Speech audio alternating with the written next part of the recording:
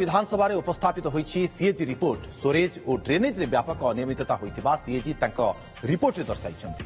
जातीय विपर्यय परिचालन रे पौर संस्था गुड़िक नियम को ठीक रूपे अनुपालन करिनथिबा एही रिपोर्ट रे दर्शा जाइछि। कटक सहर रे एबे भी जलबंदी अवस्था भोगुछन्ति कटक सहरवासी। सहरर वर्षा जल निष्कासन पई तैयारी होइतिबा बॉक्स ड्रेन कार्य एबे भी अध पंतरिया होई पड़ी रहिछि।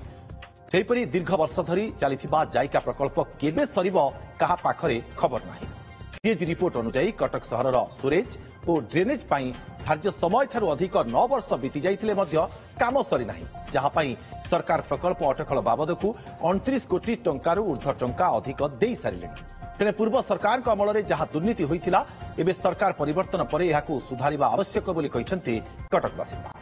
कटक जहाँ मानचित्र या प्रमुख स्थान ग्रहण करती गोटे मालगोदाम गोटे बड़ मेडिकल एवं गोटे हूँ रेभेन्सा कॉलेज भली प्रमुख जगह वर्षा समय विभिन्न जलबंदी समस्या मान उपजुची, जहाँकि एठी लोक माने विभिन्न नाना आदि असुविधार सम्मुखीन होउचंती।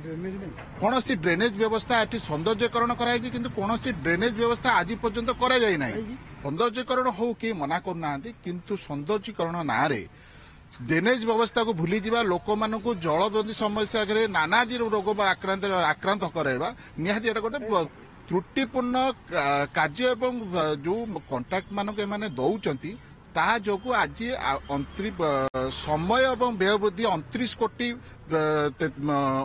किछि 29 कोटी पाखापाखि बड़ी व्यय वृद्धि हो जाइछि। एबे जो वर्षा गला लगाना वर्षार बादामबाड़ी परिस्थिति कटकर जेते तलिया अंचल अछि ता परिस्थिति सब कोन ताले स्टोरेज ड्रेनेज हे कि लाभ कोन जोटी बॉक्स ड्रेन हेछि सेही पाखरे भी पानी जमुची। बर्तमान ठीक भाव रे काम हेइनी, कॉन्ट्रैक्टर मान को तदारक करूनांती, जो अफसर माने रहउचंती इंजीनियर माने जो रहउचंती से कोन देखुचंती से जानथिबे।